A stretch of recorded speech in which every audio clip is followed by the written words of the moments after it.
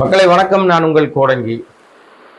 திருமாவோடு 20 பேர் தான் இருக்கிறாங்க, அவரோடு யாருமே இல்லை, அங்கிருந்த இளைஞர்கள் எல்லாம் இந்த பக்கம் திரும்பிட்டாங்க அப்படின்னு சொல்லி ஒரு அமாவாசை மேடையில் பேசிச்சு. அந்த அமாவாசை யாருன்னு உங்களுக்கு நல்லாவே தெரியும். நம்ம அமாவாசைன்னு அவருக்கு பேர் வைக்கல. அவர் வந்து ஒரு குடும்பத்து பெண்ணை ஏமாற்றி மோசடி செய்து மோசடியாக அந்த குடும்பத்துக்குள்ள நுழைஞ்சு ஒரு பெரிய பணக்கார குடும்பம். அந்த பணக்கார குடும்பம் மக்கள்கிட்ட சுரண்டல் நாட்டின் மூலமா கோடி கோடியா கொள்ளையடிச்ச குடும்பம். அந்த குடும்பத்து பெண்கிட்ட ஒரு ட்ரைனர்னு சொல்லி உள்ள பூந்து ஜிம் ட்ரைனர்னு போய் அந்த பொண்ணு இவங்கிட்ட என்னத்தை பார்த்து மயங்கிச்சுன்னு தெரில, அது வந்து இவனை கல்யாணம் பண்ணி இவனைதான் கட்டுவேன்னு நின்று கல்யாணம் பண்ணி எங்க குடும்பத்துக்கு மகா பெரிய தப்பை நாங்கள் இழைத்து விட்டு பெரிய அமாவாசை பண பிசாசு பதவி வெறி பிடிச்சவன், இவன் நன்றி கெட்டவன், நல்லவனே கிடையாது, மோசடிக்காரன் அப்படின்னு இந்த மாதிரி ஏகப்பட்ட குற்றச்சாட்டுகளை வைத்தது நான் அல்ல. அந்த குடும்பம் எந்த குடும்பத்துல பொண்ணு எடுத்தாரோ மார்டின் குடும்பத்தினுடைய வாரிசு சார்லஸ் மார்டின் சொன்ன அந்த உதித்த முத்துக்கள் தான் அந்த வார்த்தைகள்லாம். இவன் ஒரு அமாவாசை, இவன் ஒரு 420, இவன் ஃப்ராடு, இவன் ஏமாத்து பெருவழி, இவன் நம்பிக்கை துரோகி, உண்ட வீட்டுக்கு ரெண்டகம் செய்யறவன், இதெல்லாம் சொன்னது அவரு. இப்படிப்பட்ட அமாவாசை, இந்த ஆதவ் என்கிற அமாவாசை இருக்கிற எல்லா இடத்துலையும் கலவரத்தை ஏற்படுத்தும், இருக்கிற எல்லா இடத்துலையும் பிரச்சனை பண்ணும். கண்டுபிடிச்சு ஒரே எத்து இடுப்புல ஏத்தி விட்டா அடுத்த இடத்துல விழும். இப்ப முதல்ல திமுக, அப்புறம் திருமாவளவன் தான் அடையாளப்படுத்தினார். திமுக கிட்ட கூட இதுக்கு ஒண்ணுமே தெரியாது. ஆதவெல்லாம் திமுகல என்ன வேலை பார்த்தான்னு தெரியாது. இவன் தான் சொல்றான் நாங்க வெற்றிக்கு உறுதுணையா இருந்தோம். அது பிகே கிட்ட வேலை பார்த்திருக்கான் போல இருக்கு அந்த கும்பல்ல. எப்பவுமே அப்படித்தானே, தொழில் கத்துக்கிற வரைக்கும் இருந்துட்டு அப்புறம் கத்துக்கின பிறகு முதலாளியே ஏறி மிதிக்கிறதுன்னு ஒண்ணு இருக்கும்ல, அந்த மாதிரி அங்க இருந்து கத்துக்கிட்டு வந்தான். அப்பெல்லாம் யாரும் ஆதவனு ஒரு கேரக்டர் யாருக்குமே தெரியாது. இவன் கருப்பா செவப்பா, யார் இவன், அறிவாளியா, முட்டா பயலா, தற்குறியா, மங்குனியா, மசாலா மண்டையனா, எதுவுமே தெரியாது. ஆனா இவன் தன்னை ஒரு பெரிய அரசியலுக்கு இவன் தான் ஒரு ட்ரைனர் மாதிரி, அரசியல் கத்துக் கொடுக்குற மாதிரி. அவன் பேசுற பேச்செல்லாம் பாருங்களா, அப்படிதான் தெரியும். மைக்கு பிடிச்சானாவே பெரிய ஆகச்சிறந்த பேச்சாளர் மாதிரி பேசுவான். அவன் பேச்சை ரசிச்சு கேட்கற மாதிரி ஒரு மங்குனி தலைவன் உட்காந்துன்னு விஜய் அவன் பேச்சு அப்படியே கேட்டுட்டு இருக்கான். ஏன்னா அவனை ஏத்தி விடுறதே இந்த ஆள் தான். ஏத்தி விடுறதுனால அந்த ஆள் அப்படி பேசுறான். ஆதவ் அமாவாசை அவன் பேச்சால விஜய் இப்போ நடுத்தருவில் நிக்கல, சிபிஐ வீட்டு வாசல்ல போய் நிக்கிறார். சிபிஐ ஆபீஸ் வாசல்ல ஏன் நிக்கிறாருன்னா கொலக்கேஸ்ல போய் நிறுத்தி வச்சிருக்காப்புல. ஆதவால தான் பஸ் ஆதவ தானே முன்னாடி தள்ளினாரு. நிறைய பேசிட்டோம் நம்ம. இவன் அந்த கேரக்டர் அந்த செயல் வீரர் கூட்டத்துல ஒன்று பேசுறாரு. என்ன பேசுறாருன்னா, திருமாவோடு வெறும் 20 பேர் தான் இருக்காங்க, பாக்கி எல்லா தாவேக்காக இளைஞர்கள்லாம் வந்துட்டாங்க. ஆனா அந்த தாவேக்கால வந்து சேர்ந்திருக்கிற விடுதலை சிறுத்தைகள் தம்பிமார்கள் நிச்சயமா எனக்கு தெரிஞ்சு போயிருக்க மாட்டாங்க. ஒருவேளை இவன் பணத்தை கொடுத்து விலைக்கு சில பேரை வாங்கி இருந்திருக்கலாம். சின்ன பசங்க யாரையாவது காசு கொடுத்துவான். ஏன்னா இவன் தான் பணம் வச்சிருக்கான, மாமனார்கிட்ட இருந்து ஏகப்பட்ட சொத்தை வந்து வாங்கியிருக்கான்ல, ஜீவனாம்சமாகவோ அல்லது தன்னுடைய பங்காவோ ஏதோ இழவோ வாங்கி வச்சிருக்கான்ல. பணம் இருக்கிற திமிரில் பல விஷயங்களை பண்ணுவதற்கு வாய்ப்பு இருக்கு. அந்த அடிப்படையில ஏதாவது கொஞ்சம் பேரை இவன் கூட்டு போனான்னு தெரியாது. ஆனாலும் என்ன எத்தனை பேரை கூட்டு போனாலும் திருமா என்கிற ஒருத்தர் ஒரு மீட்டிங் போடுறாரு. திருமா என்கிற ஒருத்தர் வந்து ஒரு மீட்டிங்ல பேச வர்றாருன்னா அந்த பேச்சை கேட்பதற்காக விசிகா சாராதவர்களும் அந்த பேச்சை கேட்க வருவாங்க. விசிகா இருக்க வேணாம், திமுக இருக்க வேணாம், அதிமுக இருக்க வேணாம், எந்த கட்சியும் வேணாம். ஆனால் இவர் பேச்சை தெரிஞ்சுக்கிறதுக்காக பேசக்கூடியவர்கள் நியூட்ரல் ஸ்டாண்ட் உள்ளன்னு பேச கேட்க வருவாங்க. ஆயிரக்கணக்கில் மக்கள் வந்து திரளுவாங்க. இது திருமாவுக்கு இருக்கிற பலம். ரெண்டாவது, திருமா வந்து யாருக்கும் அடிபணியாகவோ அதாவது அடிமையாகவோ அல்லது அடிப்பணிஞ்சோ பதவிக்காகவோ காசுக்காகவோ புகழுக்காகவோ போயிருந்தாருன்னா எப்போ அவர் வேற ஒரு ரேஞ்சில் போயிருப்பார். நீ மத்திய அமைச்சராக தான் இருந்திருக்கலாம் அவர் நினைச்சிருந்தா. ஆனா பதவியை விட கௌரவம் முக்கியம். பதவியை விட வந்து நமக்கு மாநில உரிமை முக்கியம். நமக்கு வந்து பணத்தை புகழை விட நம்முடைய மக்களுடைய அந்த உரிமை குரல் முக்கியம்ன்றதுனால அவர் ஒரே இடத்துல இருக்கார்.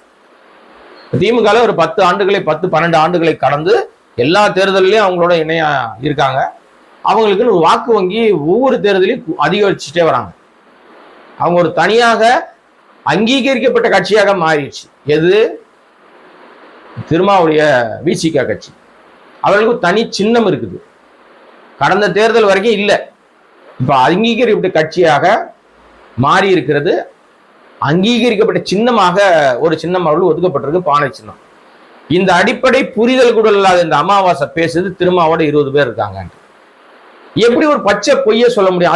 அதுக்கு அந்த தற்கொலை கும்பல் ஒரு கை தட்டுது. அந்த அடிப்படையில் அறிவு வேணாமா அந்த கும்பலுக்கு?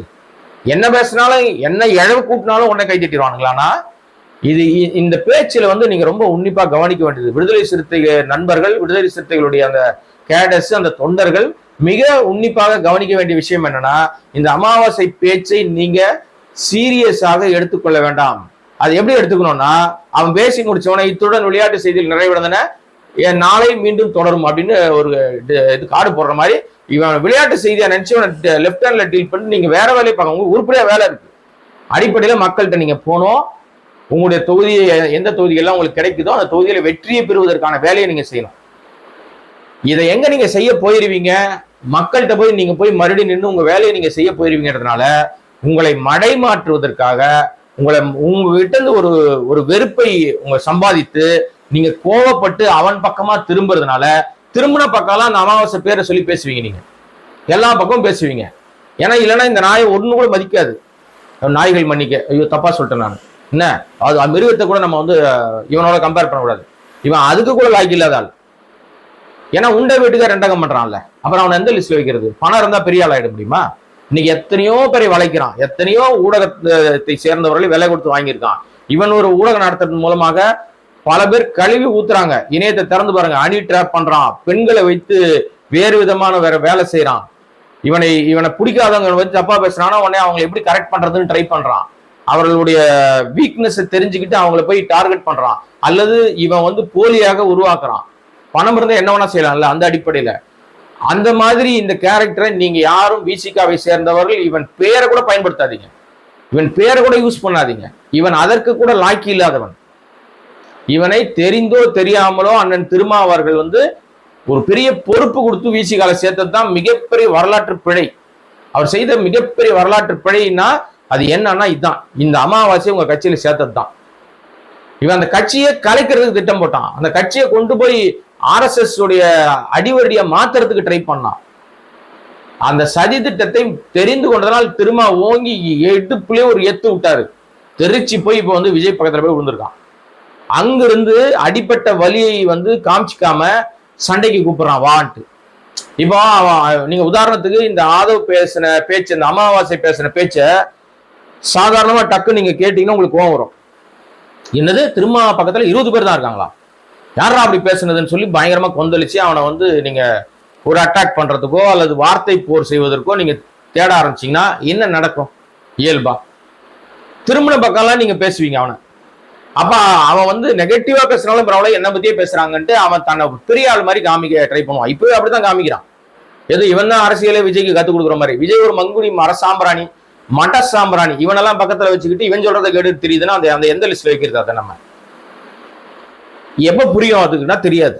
இந்த தேர்தலில் வந்து செருப்படி பட்ட பிறகு மக்கள் வந்து செருப்பால் அடிச்சு விரட்டின பிறகுதான் கலை யதார்த்தம் அது இல்லைன்னு விஜய்க்கு புரியும். அது புரியும் போது கண் கட்ட பிறகு சூரிய நமஸ்காரம் தான், அவ்வளவுதான் கதைன்னு வச்சுங்களேன். இப்ப இந்த கேரக்டர் எதிர்பார்க்கிறதுன்னா இந்த பேச்சின் மூலமாக நிச்சயமாக விடுதலை சிறுத்தைகளுடைய எதிர்வினை வரும். அது நமக்கு பிளஸ்ஸா மாறும். ஒரு கலவரம் ஏற்படும், ஒரு பிரச்சனை வரும். இப்ப இங்கேயோ ஒரு இடத்துல யாரோ ஒரு விசிகா நண்பர்கள் திருமாவித அன்பும் பாசம் வைத்திருக்கிறவங்க இவன் எங்கேயோ போராட்டத்துல 2 கல்லு விட்டாங்கன்னு வச்சுங்க, இல்ல இவனுக்கு எதிராக குரல் கொடுத்துட்டாங்கன்னு வச்சுங்க, என்னை கொல்ல சதி அல்லது என்னை வந்து நசுக்க சதி பிதுக்க சதின்னு இவன் வந்து இன்னும் வீரியமா பல இடங்கள்ல போய் பொய்ய மறுபடியும் பெருசா பரப்ப ஆரம்பிப்பான்.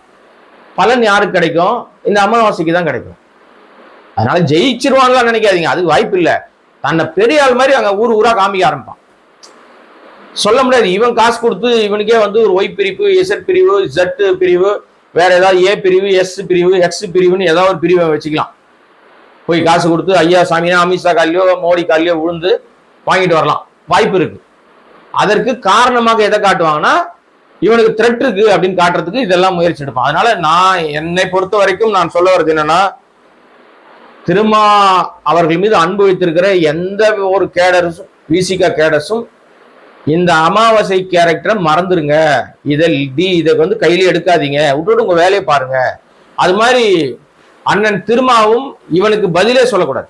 இவன் ஒரு ஆளுவன், ஒரு கேரக்டர், கேவல பிறவி, இவனுக்கெல்லாம் பதில் சொல்லி இவனை நீங்கள் ஏற்கனவே ஒரு தப்பு பண்ணிட்டீங்க, ஏற்கனவே நீங்க பண்ணது பெரிய தப்பு, வரலாற்று தப்பு. மீண்டும் இவன் பேரை பயன்படுத்தியோ இல்ல பேரை வந்து சொல்றதுனாலயோ இவனை திட்டு, ஏன்னா நீங்க என்ன வேணா திட்டுங்கன்னு அவன் சொல்றான். உங்ககிட்ட இருந்து மறுபடியும் அவன் பேர் வரணும்னு எதிர்பார்க்கறான், அதை அவன் பெருசாக்கணும்னு பாக்குறான். அந்த தப்பை மட்டும் மறுபடியும் பண்ணாதீங்க. நீங்க இப்போ எதை நோக்கி போயிட்டு இருக்கீங்களோ அந்த போரை நடத்துவதற்கான வேலையை மட்டும் பாருங்க, அதுக்கு போங்க. உங்க அதிகாரத்தை உங்களை நம்பி இருக்கிற அந்த விசிக தொண்டர்கள் கிட்ட அவர்களுக்கு உரிய அங்கீகாரம் கிடைக்கணும், அவங்களுக்கு கிடைக்கிற உரிய பதவிகள் கிடைக்கணும். நீங்க ஒரு போராடிட்டு ஒரு ரூட்டை போயிட்டு இருக்கீங்களா, அந்த ரூட்லயே போங்க. இந்த மாதிரி இடையூறுகளை எல்லாம் லெஃப்ட் ஹேண்ட்ல டீல் பண்ணிட்டு நீங்க நகர்ந்து போனீங்கன்னா தான் நீங்க அடுத்த கட்டத்தை நோக்கி நகர்ந்துட்டே இருக்கு. இவங்களோட சண்டை போறதுக்கு நின்னீங்கன்னா உங்க வளர்ச்சி தடுக்கப்படும், உங்களுடைய வேகம் தடுப்படும். அதைத்தான் அவங்க விரும்புறாங்க. யார் விரும்புறதுன்னா RSS விரும்புது. RSS-ஓட அடிவருடி, RSS-ஓட மாற்றாந்தாய், அந்த அந்த அந்த கேரக்டர் தான் இது. RSS தான் இதை உருவாக்கி வச்சிருக்கு, பெத்து போட்டதே RSS தான். அதனாலதான் இது வந்து அங்க போய் இங்க கரூர் சம்பவம் டேராடூன் ஓடி போகுது. டேராடூன்னு சொல்லிட்டு இவன் போய் டெல்லியில போய் யார் காலில் ஊந்தான்றது தனி ரகசியம் வச்சுங்க. இதெல்லாம் இருக்கிறது. இவன் பேசும்போது இவனை பேச விட்டு வேடிக்கை பார்க்கிற விஜய் மாதிரி ஒரு கேவல பிறவி தற்குரிய உலகத்துல எவனாலையும் பார்க்க முடியாது. அவன் பேசுறது அனைத்தும் தப்புன்னு தெரியுது. மீண்டும் வேண்டுமென்றே முதலமைச்சரை தப்பா பேசுறது மட்டும் இல்லாம துரைமுருகனை பேசுறான். துரைமுருகனுடைய அரசியல் அனுபவம், அவர் மீது எனக்கு மாறுபட்ட கருத்து நிறைய இருக்கு. அவர் ஜாதி வெறியரு, ஜாதி பாப்பாரு, மற்ற ஜாதியினரை வளர்வதை விரும்ப மாட்டார், இப்படி ஏகப்பட்ட துரைமுருகன் 1008 விஷயங்கள் இருக்கு. அதையெல்லாம் அந்த கோணத்துல தான் நீங்க பேசணும். ஆனா அவருடைய அரசியல்னு ஒண்ணு இருக்குல்ல, எத்தனையோ ஆண்டுகள் அரசியல் நிக்கிட்டு அவருடைய வயசுக்கு கிட்டத்தட்ட 60 வருஷத்துக்கு மேல அவர் அரசியல் அனுபவம் வாய்ந்தவரா இருக்கிறார். அப்படிப்பட்டவரை குறித்து அரசியல் அரிச்சுவடி கூட தெரியாத ஆகாய சீர ஒரு மங்குனி, ஆச்சரியக்குறி மங்குனி வந்து அவரை வந்து சொல்லுது 5 நிமிஷம் பேசுவியா அப்படின்னு. அதே மாதிரி செந்தில் பாலாஜி சொல்லுது 5 நிமிஷம் பேசுவியா, நான் தூக்கு போட செத்து போயிடுவேன்னு. நல்ல வேளை செந்தில் பாலாஜி அவர்கள் தயவு செய்து பேசிடாதீங்க. இந்த மாதிரி கேரக்டர்லாம் ஊரா போய் பேசினாதான் விஜயோட மூஞ்சி எக்ஸ்போஸ் ஆகும், விஜயோட லட்சணம் மக்களுக்கு தெரியும். நீங்களோ மற்றவர்களோ போய் விஜய் குறித்து எந்த கருத்தையும் நீங்க மக்கள்கிட்ட சொல்லவே வேணாம் நெகட்டிவா. இந்த ஒரு அமாவாசை கேரக்டர் போதும், இவன் வாய் வச்சானா விளங்காம போயிடும். இவன் விஜயை தூக்கி பிடிச்சிக்க பேசுறதுக்காக மற்றவர்களை மட்டம் தட்டிட்டு இருக்கான்ல, அது மக்களுக்கு எல்லாருக்கும் போய் ஈஸியா ரீச் ஆயிடுச்சு. ஏன் செந்தில் பாலாஜி எல்லாரும் டார்கெட் பண்றாங்க அப்படின்னு என்னைக்காவது யாராவது யோசிச்சிருக்கீங்களா? ஏன்னா செந்தில் பாலாஜியுடைய வேலை அந்த மாதிரி. அவர் எந்த கட்சியில இருந்தாலும் அதிமுகவுக்கு முன்னாடி இருந்தாரு, அதிமுக படிப்படியாக வளர்ந்து தனக்குன்னு ஒரு அடையாளத்தை ஏற்படுத்தி கொண்டவர். அந்த அதிமுக திமுக வராரு. திமுக வந்த பிறகு இன்னைக்கு திமுகவுடைய தலைவராக இருக்கிற ஸ்டாலினுக்கு மிக நெருக்கமாக நம்பிக்கை பாத்திரமா மாறி இருக்காரு. அவர் வந்து வெட்டிட்டு வா அப்படின்னு சொன்னா அதை செய்வதற்கு முன்பாக அத்தனை விஷயங்களையும் தலைவன் என்ன எதிர்பார்க்கறான் அதுக்கு மேலேயே செஞ்சு கொடுத்துருவார். அந்த மாதிரி ஒரு பேர் எடுத்து வச்சிருக்காரு. அதனால அவரை ஜெயில தள்ளிட்டோம்னா அந்த வேகத்தை குறைச்சிடலாம், அல்லது அவர் மீது புழுதி வாரி தூக்கிட்டோம்னா அந்த வேகத்தை குறைச்சிடலாம், அவருடைய அந்த திட்டமிடுதலை தடுத்துடலான்னு நிறைய ட்ரை பண்றாங்க. அவர் ஜெயில இருக்கும்போது தாங்கப்பா ஜெயிச்சு கொடுத்தாரு, வியூகங்களை வகுத்து கொடுத்தாரு. நீ பெரிய வியூக வகுப்பாளர் விளக்கண்ண அப்படின்னு நீ சொல்லி திரியறல. இந்த அமாவாசை உன் கூட நின்று எங்கேயாவது ஒரு இடத்துல எவனாவது ஜெயிச்சிருக்கானா சொல்லு பார்ப்போம். ஏன்னா இன்னும் தேர்தலுக்கு வந்து ரொம்ப நாள் இல்லை, இன்னும் அதிகபட்சம் ஒரு 60 நாள் 80 நாள்ல எல்லா கூத்துக்களும் வெளிச்சத்துக்கு வந்துடும். அதனால என்னை பொறுத்த வரைக்கும் திருமாவாக இருக்கட்டும், அண்ணன் செந்தில் பாலாஜியாக இருக்கட்டும், இல்லைன்னா துரைமுருகனா இருக்கட்டும், கேஎன் நேருவெல்லாம் சண்டைக்கு எடுக்கிறான். இது எப்படி தெரியும் தெரியுமா? ஒரு படத்துல சின்ன பையன் வடிவேல வந்து பக்கத்துல ஒரு ஆள் பெரிய ஆள் குண்டா உட்காந்துருப்பாரு, அவர் வந்து சண்டை கூடுவான். ஏய் வாடா, டேய் வாடா, அவனே இவனேன்னு ஒருமையில பேசி அவனை வந்து சண்டைக்கு இழுப்பான். வடிவேல் சொல்லுவா, யோ சின்ன பையன் அவனை கூப்பிடுறான், அப்படி உட்காந்துருக்கேன் மாடு மாதிரி உட்காந்துருக்கேன்னா போகாதன்னு வடிவேல் கேட்காம அவனை விரட்டிட்டு போவார். கடைசியில் என்ன நடக்கும்? அவன் கிட்னியை திருடிடுவாங்க, அடிச்சு கையில ஒரு 5 கிலோ அரிசியை கொடுத்து அனுப்பிடுவாங்க. இப்படி கூட்டு போய் கொத்தா ஒரு இடத்துல சிக்க வைக்கிறதுக்காக இந்த அமாவாசை என்ற சின்ன பையனை சில்வன்ட்டு இறக்கி விட்டுருக்கு. இவன் சண்டைக்கு உங்களை கூப்பிடுறான், நீங்க போனீங்கன்னா சிக்கி சின்ன படம் ஆயிடுவீங்க. உஷாரா சூதானமா புரிஞ்சுக்கிட்டீங்கன்னா உங்க வேலையை பார்த்து நீங்க போகலாம். பட் அதை எல்லாரும் இப்ப புரிஞ்சுக்கிட்டாங்க, அமாவாசை பத்தி தெரிஞ்சிருச்சு எல்லாருக்கும். அதனாலதான் ஒரு பேர் வரமாட்டேங்கிறான். பணத்தை வச்சிருந்தா இதான் நடக்குமானா நடக்கவே நடக்காது. பணம் ஒருத்தரை பெரிய அந்தஸ்துல உட்கார வச்சிருமா அப்படின்னா பணம் இருந்தா மட்டும் பத்தாது, அது உன்னுடைய உழைப்பா இருக்கணும். மாமனார் காசுல வந்தா உனக்கு என்ன தெரியும்? நீ எங்கேயாவது வேற சிந்தி வேலைச்சு சம்பாதிச்சு மூளை கிடையாது, அதையும் சொல்றது தப்பு. உனக்கு எதனா இருந்து நீ வேலை பார்த்தீங்கன்னா உனக்கு அடிப்படையில் அறிவு இருக்கும். எதுவுமே கிடையாது உனக்கு. எவனோ சம்பாரிச்சான், அவன் எவனோ பொண்ணை கட்டணும், நம்ம அது மூலமா பெரிய தொகை வந்துச்சு. இன்னைக்கு நம்ம பெரிய வெளிநாட்டு கார்கள்ல வளம் வந்துட்டு இருக்கோம். நம்மள ஒரு ஆபீஸ் நடத்துறோம், நம்மளும் முதலாளின்னு சொல்லி நம்புறதுக்கு ஒரு 25 பேரை 100 பேரை வேலைக்கு வச்சிருக்கோம். அவனுக்கு இருக்கிற காசுல சம்பளம் கொடுக்குறோம். நம்ம வரும்போது அவன் நமக்கு சல்யூட் அடிக்கிறான். இதெல்லாம் தான் உனக்கு கிடைக்கிற சந்தோஷங்கள். வேற எதுவும் உனக்கு கிடைக்கும் கிடைக்காது, உனக்கு அனுபவிக்கவும் முடியாது உன்னால. ஏன்னா உன் கேரக்டரை பத்தி எல்லாருக்கும் தெரிஞ்சுட்டாங்க, எல்லா கட்சிகளும் தெரிஞ்சிச்சு. இனிமே உனக்கான அடையாளம் கிடையாது. மண்குனியா இருக்கிறதுனால தான் விஜய் உன்னை கூட வச்சிட்டு இருக்காரு. ஏன்னா அங்க இருக்கிற எவனுக்கும் அறிவு இல்லை. இவன் தன்னை இதுன்றான் அதுன்றான், பயங்கரமா சொல்றானே, பெரிய ஸ்மார்ட்டா நான் 100 பேர் வேலை வாங்குறேன்றானே, இப்போ பெரிய ஆள் போல இருக்கு இவரு. அப்ப இவரை நம்ம பக்கத்துல வச்சா நம்மளும் பெரிய ஆளா இல்லைன்னு நினைச்சுக்கிட்டு தான் இவரை விஜய் சேர்த்திருக்கணும். உள்ள வந்த பிறகு அவன் தான் அமாவாசை தானே, எங்க கால் வச்சாலும் அங்க கண்ணி வெடி வைப்பாங்க. அந்த ஒரிஜினல் ஆளே காலி பண்ணுவானே. நேற்றைய கூட்டத்துல, அந்த செயல் வீரர் கூட்டத்துல விஜய் பேச்சை விட அமாவாசை பேச்சு தான் அதிகமா இருந்துச்சு. அந்த திமிரு தான் அதிகமா இருந்துச்சு, அந்த ஆணவம் தான் அதிகமா இருந்துச்சு. தான் வேலையை சிறப்பா செய்ய ஆரம்பிச்சிட்டான். அது நிச்சயமாக எதிரொலிக்கும் இந்த தேர்தல்ல உங்களுக்கும் தெரியும், எனக்கும் தெரியும். ஆக மீண்டும் இந்த வீடியோ முடிக்கிறதுக்கு முன்னாடி விசிகா தொண்டர்களுக்கு சொல்ற ஒரே விஷயம் என்னன்னா, இந்த அமாவாசையோட பேச்சை லெப்ட் ஹேண்ட்ல டீல் பண்ணி உங்க வேலையை பாருங்க. நீங்க இவனுக்கு குரல் கொடுக்க ஆரம்பிச்சு இவனுக்கு பதில் சொல்ல ஆரம்பிச்சீங்கன்னா நீங்க தான் சிக்கி சின்னாபனமாவீங்க, மற்ற யாரும் இல்லை. பொறுத்திருப்போம். வேறொரு வீடியோல வேறொரு சந்தர்ப்பம் சந்திக்கிறேன். சப்ஸ்கிரைப் பண்ணாம பார்த்துட்டு இருக்க அன்பு நண்பர்கள் சப்ஸ்கிரைப் பண்ணீங்கன்னா அந்த சேனலுடைய வளர்ச்சிக்கு பெரிதும் உதவியாக இருக்கும். நன்றி, வணக்கம்.